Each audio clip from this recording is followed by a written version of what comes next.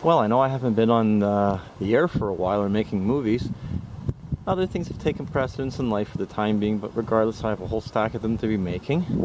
There is something new in our lives, and it's in the form of a 1996 GMC 6.5 liter turbo diesel. Now, this is a pretty rare bird in all honesty. Most Suburbans come in four-wheel drive. This is a half-ton Suburban, and it's a two-wheel drive actually. And it's a diesel version. Interestingly enough, GM for the most part put the half-ton diesel Suburbans on the 3/4-ton chassis with the 8-lug wheels and the 3/4-ton chassis on them. The only difference being is, while the rear springs are the same as the 3/4-ton, the only difference is instead of being a full floating type rear axle, it's a semi-floating 9.5-inch ring gear versus the 10.5, I believe, on the full 3/4-ton versions. That's the only thing you would have to change on the truck would be the rear axle, but what we need the truck for, and it's going to be strictly, you know, just hauling us around really, an occasional small trailer and things, and it's a city vehicle. Hence, for the time being, we've nicknamed it the Suburban Urban Warrior. And the two-wheel drive will certainly be well enough for us. I mean, I can pretty much get through any sort of weather the traffic throws at us, or excuse me, the weather throws at us around here. So it has a G80 option, which is a limited slip differential in the back, or the locker as they call them. And the only thing on the truck that really has to be fixed, paint peeled over here. So it's just been touched up for now, but that will certainly be addressed. But GM had a paint peeling problem, so unfortunately it was only that much for the most part. Now, the truck was very, very well maintained. It was owned by a machining company for most of its life. It was used as a vehicle to transport, you know, their guests and clients around it and things, and very, very late deliveries. So it saw very, very good care. And it's had a couple of owners since who were both diesel mechanics, fortunately. 346,000 kilometers on the clock. It runs very well, and for those who are familiar with the 6.5 diesels, this one's had a lot of interesting upgrades done to it. Let's try to find the hood catch on this thing. There we go. This one's had an upgraded cooling system put onto it. It has the dual thermostats on it, because this only came out for the 97s. So it has a dual thermostat housing on it. It also has the Duramax fan as well. The pump driver module has been relocated to the top of the manifold, but for a very while sending me up an extension cable, so I actually moved this box where the pump driver module is located to a much cooler location, which is going to be just located over here, just on the left front corner. We'll get a blast of cool air and things, because over here it's still getting a hot soak as far as I'm concerned, and it's not an ideal location for a relocation, if you want to put it. The truck has had complete new steering on the front. Idler arm, pitman arm, center link, tie rod ends, new disc brake rotors, calipers and pads on the front, new brake shoes, wheel cylinders and springs in the rear, and so that's made it very mechanically fit. Passed inspection with no problem. It also has an AFE cold air induction kit, and it does make a difference from other 6.5s I've driven in conjunction with the 4-inch exhaust. Which gives it better breathing, so it really lets the turbo spin up and whine. And I guess what we'll do right now is a cold start on the truck and see how it starts. It's just above freezing right now. Not plugged in or anything like that, and it really shouldn't have to be plugged in or anything. I mean, the truck should still be able to start very much on its own. People tell me they start fine down to 15, 20 below. Well, we'll see what will happen. Tons of room in the vehicle. Lots of room. Very, very comfortable. Very clean inside. Was kept very, very well. I have an overhead console that's going to be going on up there pretty soon.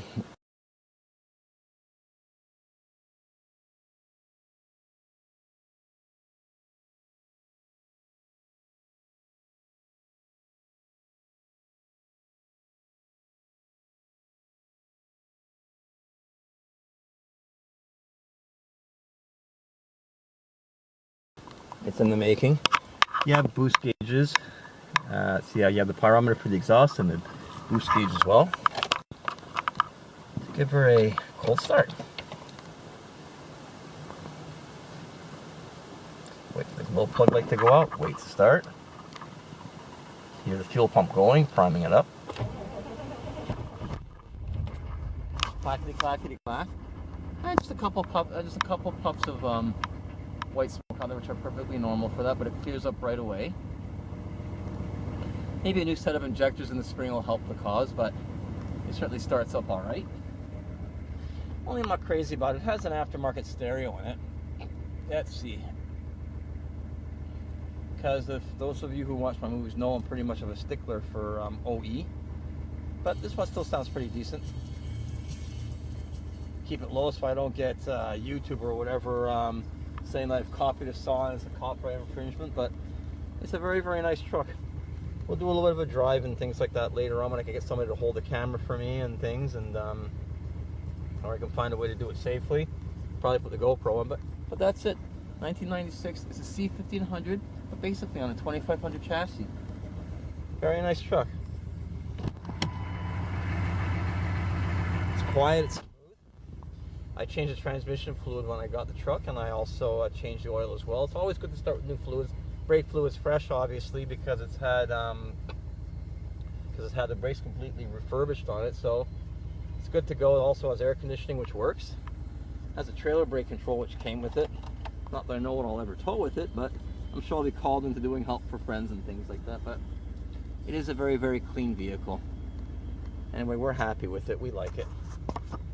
Automatic door locks, power mirrors, cruise control, tilt. A lot of nice stuff. Anyway, we'll catch you later.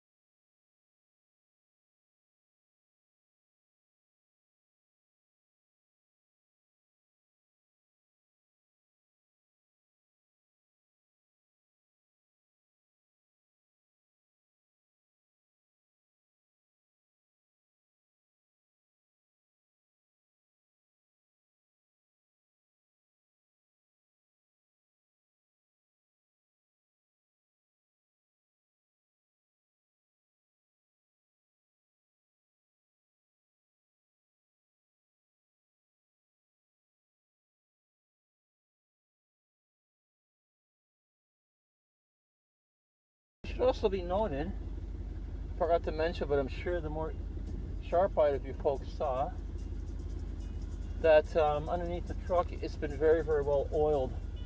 I would liken the condition of this vehicle be pretty much that of the Malibu. Yes, it has seen winter driving.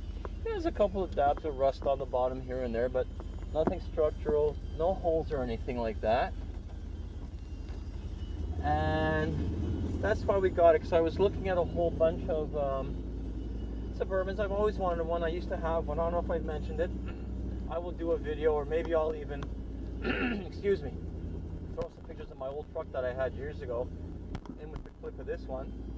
You can see what it looked like. Once you have the Suburban bug, you never get rid of it. You're always infested with it, if you want to put it that way. So we saw there were some four-wheel drives and things, and they needed a lot of work. They didn't have all these modifications that these motors really need, some of the improvements. By the way, fuel mileage, we're averaging 21, 22, close to 23 miles per gallon combined. I figure on the highway we might get a good steady 24. The rear axle ratio is a 342, so it makes it very, very nice for highway cruising. Not the super greatest for towing, but believe me, the car or the truck will still tow easily. We had a couple of years ago when we went to Frankenmuth, Michigan, we had a 1,500-pound trailer and a 64 Impala SS two-door hardtop. Truck towed with no problem, got decent mileage, hardly even knew it was behind you. So, so for the light to moderate duties that I'll be using the truck for, it will certainly be more than adequate, but it's going to be more of a highway cruiser for us for sure. And again, this is proof positive with the kilometers the truck has, the age of it, how oiling just really helps to preserve a vehicle. There's actually something left of it for you to have. So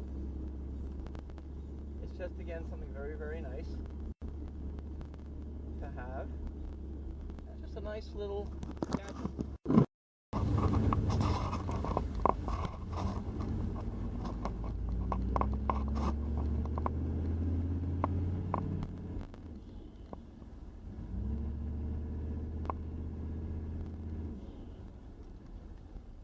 Well, we'll see if that sound of the turbo spooling up and, of course, chuffing, as I call it, or coughing down when you let off the accelerator turned out or not.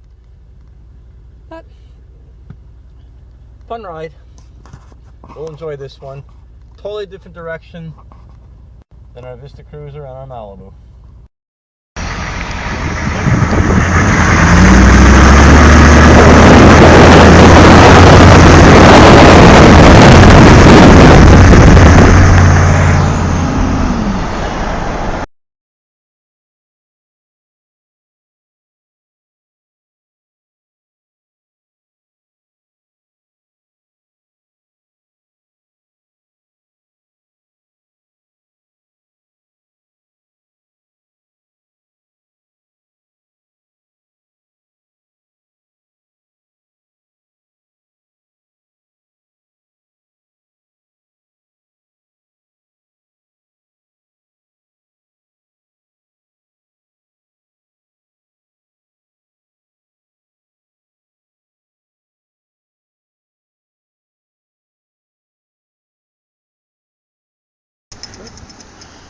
Now, what's more fun than one Suburban?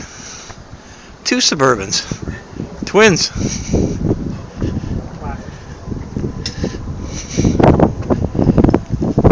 We have another 6.5 turbo diesel. Again, it's a two-wheel drive, but it also has a G80 limited slip.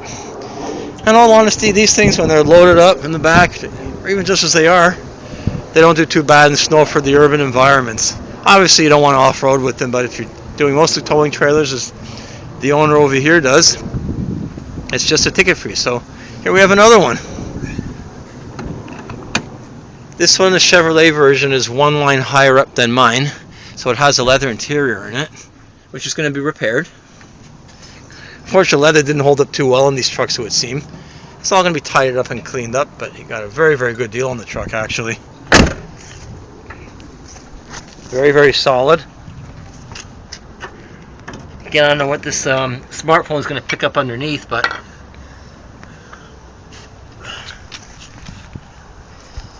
we're just checking out the brakes on it, making sure that they're okay, and just trying to fix what somebody tried to fix before and didn't do it properly.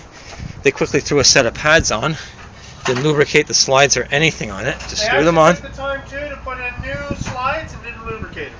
Oh, so they did put in new slides, so they didn't lubricate them. Interesting. So that's what's being worked on right now. Then we're going to check the back brakes on this beastie over here too. So we're also polishing lights. We're using like some rubbing compound and things and some polishing. This one's dull over here, but this one's been polished up, and look how it turned out. Very, very nice, actually. There we have it. Another 6.5 turbo diesel in the family to go with that one over there. More Suburban adventures on the way. Stay tuned. Well, we serviced the front brakes on the truck over here. For the slider pins, we use, oops, sorry, let's see the brake lubricant stuff. And on where the calipers right against the brackets, we use the copper based stuff. That'll ensure that when the truck is used in less than ideal conditions, the calipers won't stick on you or anything like that. Now the brakes are a decent size on these trucks, fortunately enough, and which comes in really handy when you're towing a trailer, and if your trailer brakes fail, at least you have to strengthen them in the truck's brakes to get you to a safe stop. The pads aren't especially huge on them, but it's just at the surface area, the amount of meat and weight that you have in the rotors to absorb a lot of heat and things. So it's very nice that on these half-ton Suburban diesels, they actually put the 3/4-ton components, as I was explaining a little bit earlier in one of my other movies. So big springs and everything else like that. Pretty fat sway bar in the front. There's a nice sway bar in the back too on both of the trucks. So I know we're still dripping oil. This driveway's got to be clean and top coated again. So, but anyway, there you go. Brake servicing. See you later.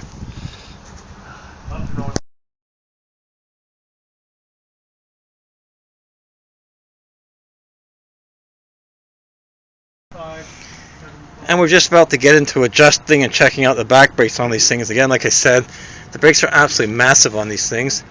They're 13-inch diameter shoes by 2 3/4 inches wide. So that gives you a lot of stopping power in these things. And believe me, the brakes do work very well on these things in my experience. A lot of brakes are just in ordinary everyday driving. You should never really run out of brakes, in all honesty. And we sort of found the problem to the vibration that this truck was getting. If you really notice that there's like a lump on the side of that tire. So looks like Mike's gonna have to invest in a couple of tires for the truck to safely get it through the winter and things like that, because he obviously can't drive around on this thing, because I had something like this happen to me on my Vista Cruiser, and it was very, very sudden, and I came within a hair's breadth of throwing a tread from the tire. So that's gonna have to be repaired. So that's why it's always good to do maintenance and checkups on vehicles, because you can always catch these things and see what happens to them. But well, we'll see what lies in store for us here with this brake check.